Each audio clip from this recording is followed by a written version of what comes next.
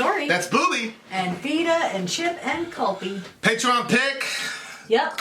This alliance. This is a big day. This alliance is my favorite name. It's so cute too that they've been trying so hard. Like they came up, they got their points. Yep. They made it. This alliance has my favorite name, Anarchy 99. Yep. Anarchy 99. Y'all should come up with a gang sign. Led by the big homie Silver Kyrie. Yeah. The overlord or the underboss, whatever you want to call it. This alliance is exclusively on Discord. Link is on Patreon, exclusively for patrons.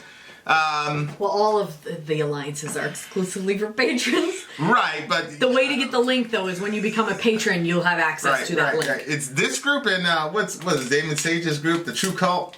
They're like the most like incognito exclusive groups out there. I was in the. This is what types they are. Yeah, you got booted out. Oh, seriously? Yeah. Get out of here. It's because I'm black. All right. Oh, Anarchy 99 has punk, hardcore, post-punk, post-hardcore, emo, screamo, metalcore, grindcore, math rock, mathcore, crossover thrash, power violence, emo violence, new wave, and spoken word. Okay? Wow. What the hell is emo violence? I don't know, but well, I'm curious to get some of those songs. Very interesting. Yeah. Okay, holiday in Cambodia. Honestly, mathcore sounds boring. No, mathcore is very interesting to me, actually. Well, we can see why you would think that sounds interesting, and I would think that sounds boring. I don't know why. I sucked at math. Babe, please stop throwing trash on the floor. I know. It's very uncomfortable to keep bending over it. The feng shui is in this room is legit now because you did all that cleaning. And then you just threw that on the floor like it didn't even matter. It didn't even matter. Okay, ready? And go.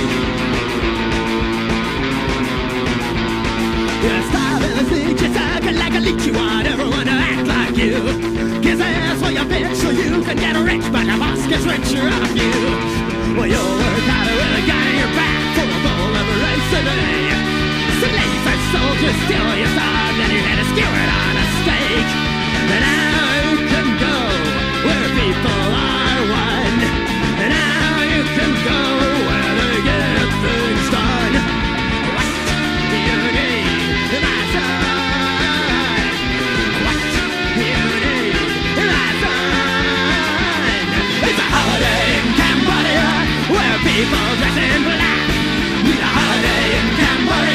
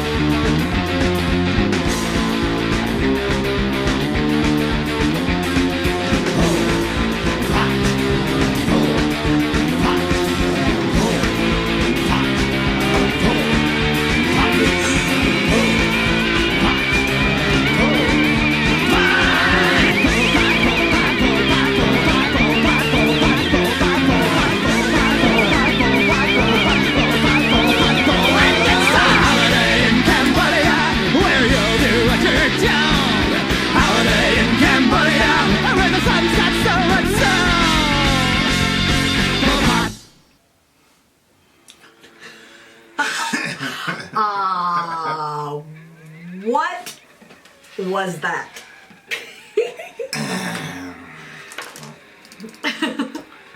Good I Lord. have so many questions. So many questions! Do you have any answers? I have none. La ilaha illallah. Well, that was the Dead Kennedys. This is a punk. This isn't like a legit punk song, punk band. Okay, that's not what I thought. Punk they're like sounded. real punk, apparently. Okay. What are you confused about in this song? Well, for one thing, I don't like his voice. Mm-hmm. Scroll to the top, babe. Okay. I don't know what's happening. Like, so you've been to school for a year or two, and you know you've seen it all. In Daddy's car, thinking you'll go far. Back east, your type don't crawl. So, is it somebody who thinks that they know everything? Are they going on a little journey? But then I was confused, and I didn't know why they said niggers. And I was confused about that. I don't know what pack a wife. Why pack a wife? That sounds really weird. Also, right guard will not help you here. I didn't know right guard. That's the deodorant. only thing is that I could think of was deodorant. Yeah. So I'm yeah. like, why? And now we're thinking about deodorant, and I'm not super familiar with Cambodia. The only thing that when I think Cambodia, I think starving people. I don't know if that's actually true or if it's just, the picture that's been painted or Well, they ended up talking about Pol Pot later on. I don't know what that is. Pol Pot is basically the Hitler of Cambodia. Oh. You know the term the killing fields? Yes. That I've was heard Pol that. Pot in the Khmer Rouge. What did he do? He killed 3 million people. Just slaughtered them. Civil War. Communism. What was the reason? Same old thing. Communists. Militant. Communists. Bodied. Yeah. Well, this is the thing that gets me about people. It's like, if you were to walk around with a Hitler shirt with a swastika, people would immediately say that you're like some monster. Yeah. But you got all these people with their Che Guevara shirts and everything, and their Stalin shirts. And communists killed more people last century than the Nazis did. So it's a strange, and Hitler was a socialist. He wasn't a capitalist. Uh-huh.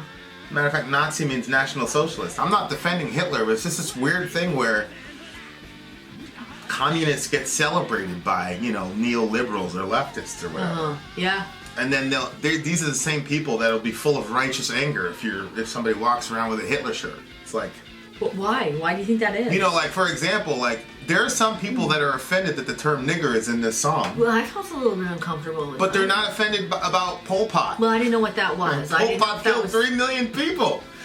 It's like... Yeah, I didn't know what it was. It's like, hello! Yeah.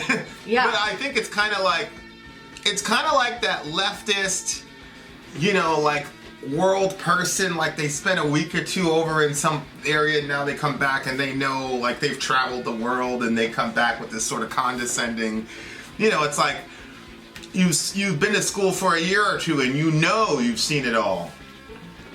In Daddy's car thinking you'll go far. It's like, you haven't done anything. Here you are in your dad's car. Well, that's... I was thinking of the kids when that part came up. I'm like, these kids think they know everything.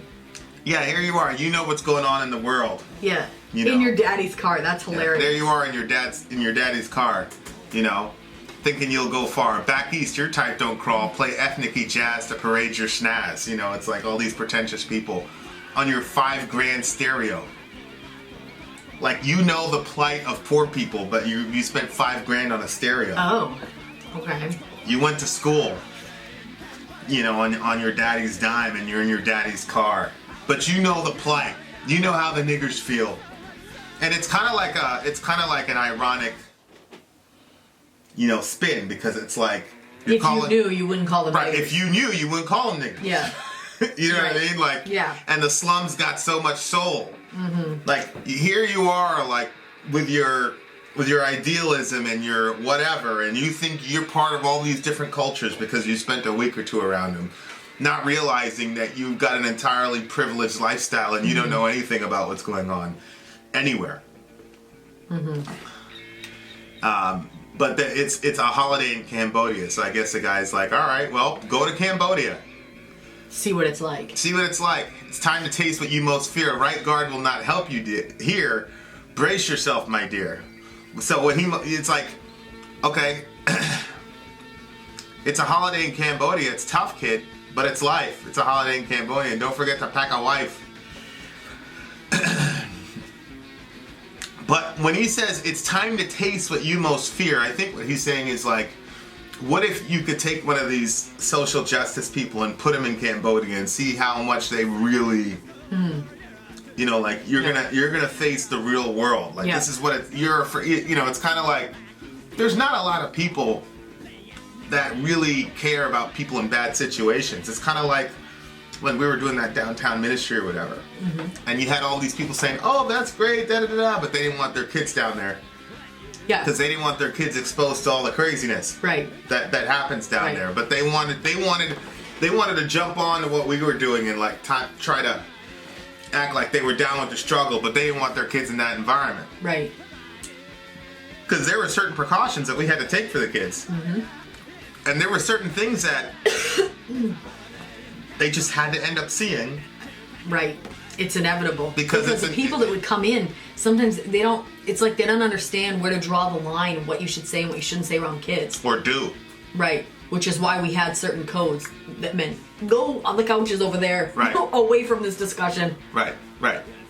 But nobody really wants to deal with like the reality of helping people.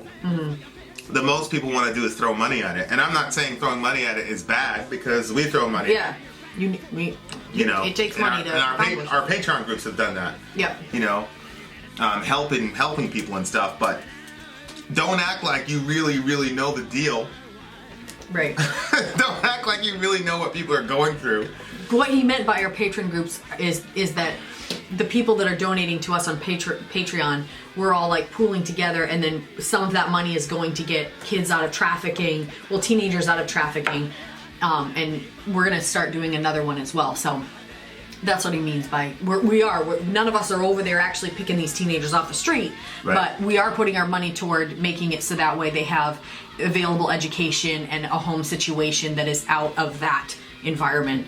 And last... What was the name of that thing? Children of the Night. And then a couple weeks ago, our patrons did help for some kids in Yemen. Right. Right. You know, none of us are in Yemen, but we're doing what we can from here. Yeah, but none of us are walking around. You don't see Silver or Zonia or Damon Sage going, I know what it's like in Yemen. Right, yeah. Like it's like, all right, cool, we did something good down there. Hopefully we can, the workers down there, we can help them out. Yeah. Like the workers are the ones that are there risking their lives, not us. We did a very small part. But you don't see anybody like walking around. But there's people that do that. Like they hang out in the hood for a couple days. They really think that they know the deal. It's like, you don't know nothing. Yeah. But this kind of happens too in Christianity where you got the missionary tourism. I know. What do they call it? Short-term missions? Yeah. And, they'll go down to Mexico for a couple... Well, and for them, I think it's good, like they get to go down and, participate and help out and stuff like that. But a lot of times it causes issues for the missionaries that are there because, like there was one spot, they were missionaries to an orphanage. And so let's say they had 10 workers that were there volunteering, that were there on a regular basis. Right. And then all of a sudden you get a team of, 35 people come in, and all those 35 people want to hold all the babies and give them all this extra attention, but you're only there for friggin' 2 weeks. And then when you pull out of there, then all those babies have to go then through that withdrawal of I was being held constantly and loved on, and now these 10 workers are just trying to get bottles and diapers changed, they don't have time to sit and rock for hours. So it causes issues because now the babies are crying, but the people showing up think, oh, that's so horrible. If you say, you can't sit there and hold the babies, you can feed them and change them, but it makes it harder on the child if you hold them for a week or two and then you're gone. But then, that's a horrible orphanage. No, there's practical reasons because that child is going to have to go through that withdrawal. When you're flying back feeling all good about holding some orphan baby, the baby is now laying in the crib by themselves without being held. Yeah. I mean... That's just one example, but... Yeah. Yeah. So when he's saying tasting what you most fear, like what if you actually had to go there and live there among those people? Don't forget to pack a wife. What do you think that means? I don't know. I don't know if it's like, you know how people, you know, they'll get like a order bride or something like that. You know what I mean? Like go to Cambodia, pack a wife on the way back. You know what I mean? See some woman that normally if she was in a situation here in America and she had herself together, she would never be with you. But because she's over there and she's in straits, you could pack a wife and bring her back. I think in like that's like, all I was thinking. Well, in Vietnam there was a lot of like that happening, like because Vietnam and Cambodia are like right next to each other. Yeah. In Vietnam, dudes would, you know, they'd come back with a Vietnamese wife or whatever. Yeah. So maybe it's one of those things. It's another way that we, you know, exploit these people. Right. Like, it's what happens with this, you know, in what do you call it? Thailand. Mm-hmm. These sick bastards will go to Thailand because there's all these child prostitutes or whatever. And so all that shit's legal in Thailand, so they'll go in there. Oh my word. Are you serious? Yeah, it's a big that's thing. Disgusting. Wow. You're a starbelly sneech. That What word the heck sneech. does that remind you? It reminds Dr. Seuss. Yes! That's what I was thinking of too. You suck like a leech. You want everybody to act like you. Kiss ass while you bitch so you can get rich, but your boss gets richer off you. Huh? Oh, man. You'll work harder with a gun in your back for a bowl of rice a day. That's a difference between growing up in America, you know, and you get all these American people complaining about how unjust it is. Oh, I know. Yeah. Meanwhile, these poor saps over there in Cambodia are working at gunpoint because they'll get blown away by the Khmer Rouge. And all they're getting is a bowl of rice. Yeah. And then here we are complaining. Yeah, it's really, really interesting. You know, of course, Yeah. if you actually have, like, spent any significant time in other places on the planet, and then you come, you know, we talked about this a couple of days ago in our big talk where guys were coming back from, you know, theater or whatever, or war, and then, you know, woman stubs her toe or Breaks something her happens or her dish breaks and she's like losing her mind, and then he's like, But what's the problem? Alive. Yeah, everybody's still alive. Yeah. Like the house isn't bombed. Like we're good. Like what's your problem? And they're no longer able to relate to the comment. You know, it's so funny. Like people talk. You know, I said, you know, we spent some time in a homeless shelter, or whatever. And people are like, oh my god. It's like.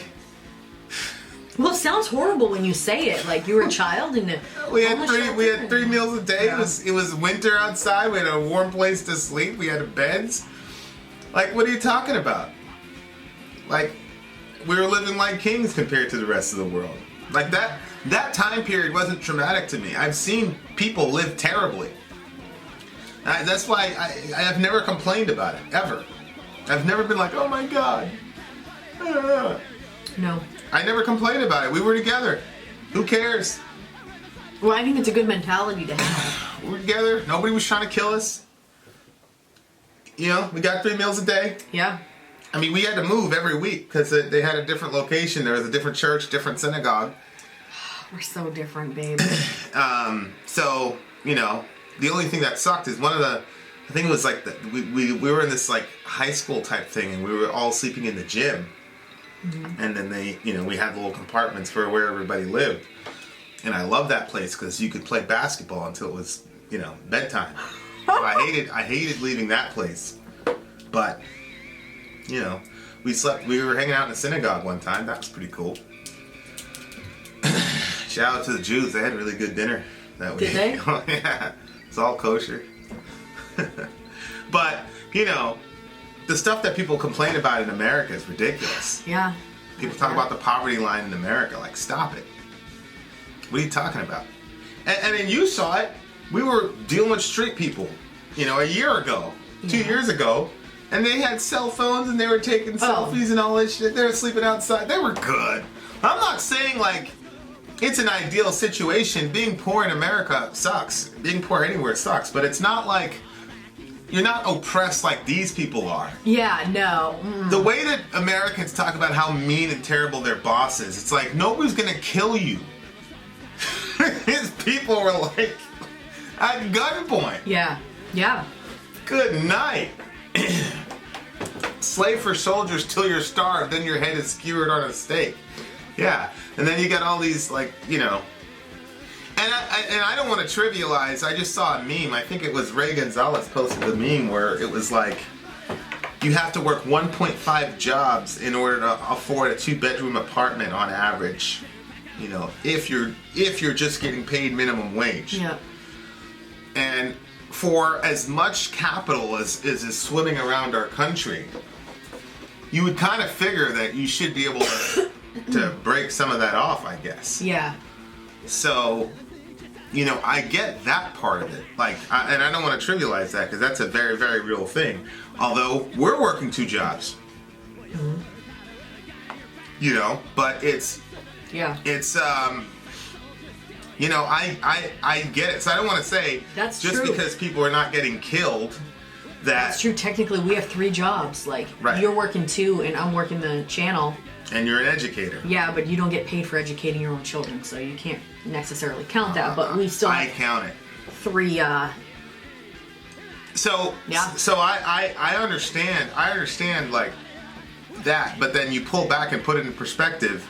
That, like I've said before, like we've got the, you know, I always say like we're in the best situation of all time. You know, even though like we work very hard. Yeah. But we need to be grateful for what we have here because there's other people that are working their tails off and are getting a bowl of rice. Right. Yeah. Good night. Yep. You know, and being able to balance both of those is tricky. You know, because there's a certain standard of living in America, and it's like we've got enough capital. You looked at my ring when you said that.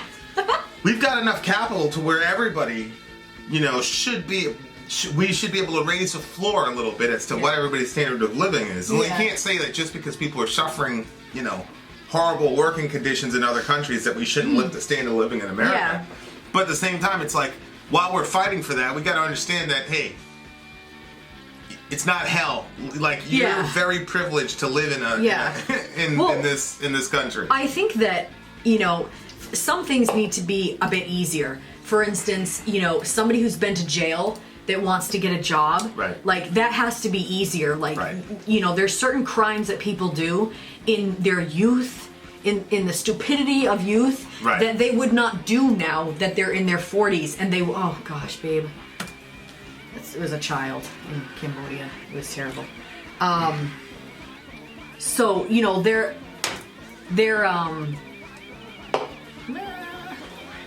you know, there's you know, things like that where they need to be able to get a job, or even, you know, high school dropouts. It's hard for them to get a job and stuff like that. But then you also have people who can work and they don't want to. So we've seen that plenty. Right. You know, they're well able to work, but they want to say that they're you know, that they need to go on disability when you're like, you know, my parents, their back was hurting and they went to work. You know what I mean? Like that's what you have to do. Like nobody, you know, everybody has different issues. Now I think that there are some disabilities that you're legit on disability. You have to be on disability. But then there are other situations where honestly, I think disability makes it so that way it inhibits the person from getting better. Well, because they should be out. Like we know somebody that they should be out. Like it would be healthier for them to be out in the work environment and have that sense of accomplishment when you get your check and when you're paying your bills. And we saw it. Sometimes when people would be like, they got their job, and when they were paying their bills and like their money was like going to taking care of their business, they were like felt very like you could see the energy coming from them, you know. But you know, so I think that there has to be a balance that we have to have. Like, you know. Some people legit need to be helped, and then there are other people that... Well, I think a lot of it just has to do with the attitude that you have when you're doing it. What do you mean? Like, you know, there's a lot of people that take on these social causes and you know, they act like their social cause is the only cause that there is. And then it's like I said, like you spent a week over here, or you saw some documentary here, especially now with the YouTube generation. Forget it. Because it's like, oh, you saw something on YouTube, so you know how things are. I've seen people say, I've seen people shoot stuff on YouTube about something that went down over somewhere else, and I'm like, And they're wrong. Yeah, call my friend. I'm like, look at this shit. It's like, you have no idea what you're talking. All you know is what you see. Like, what are you talking about? You know, it's kind of that type of thing. You know, like you take a guy like Bernie Sanders who actually like went to jail over this shit. Like, you know, in the 60s, you had some white folk that were in the sit-ins and they were getting lynched just along with black people. They were like really putting their money where their mouth was. Yeah. Like those people, okay, you can talk about something. But don't, you know, like John MacArthur's trying to act like he was part of the movement. Stop it. Y'all don't know who John MacArthur is, but stop it. Anyway, yeah, this is a burn. Yeah. Isn't that what the kids say? Burn. It's a burn to that kid that graduated from Berkeley. Now all of a sudden he knows about the world. He's gonna come on down from Valhalla and tell all the rest of us how things are. What do you give the song? Well, I didn't like the sound of it, and I really don't like the guy's voice, so I would have given it probably a 4. A 4? Yeah, but then I'll bump it up to a 5.5 because I think it's an important topic. But I know that's still a low score. But I really wasn't a. Well, I think we gotta hear more like real old school punk songs to really get the kind of flow. Because maybe it's like a Judas Priest thing. Maybe it takes some time to get used to it. It's a style, you know. But for now, it's a 5.5. All right, I'm gonna give it an 8.9 because I'm not really with the flow, but I feel we've learned enough to where once you get introduced to a new type of style, it takes us a while to like acclimate to it and get it. So it's going to be an 8.9 because I feel like that's going to happen later on. Well, what would you give it today if you didn't have 7. that? Yeah, okay. So it's getting 1.9 points just for that type of confidence. Plus, I liked how risky he was in the song. Yeah, he was. Yeah. Because people are, oh my gosh, he said nigger. Yeah, I was like, ah. Meanwhile, he says Pol Pot 50 million times. Yeah, babe, I didn't know what the words meant, so that can't count for me. No, I'm not talking about you. Fine. I'm just saying. All those pictures that I was just showing you was the result of Pol Pot's work. Oh my word. I had the scroll of pictures from the killing fields. Yeah, that's some evil shit. It was bad. There's worse things in the world than being called a nigger, believe me. Like getting shot in a field. Yeah, but when you're calling it a nigger, that's kid. Going back to the lynchings and everything else that was there. So it's not it's terrible. No, yeah, I know, but Pol Pot's cool. Let's put him on a shirt next to Che Guevara. No, I don't agree with that. Yeah, all right. Good song. Vin out. Sorry out. Gone.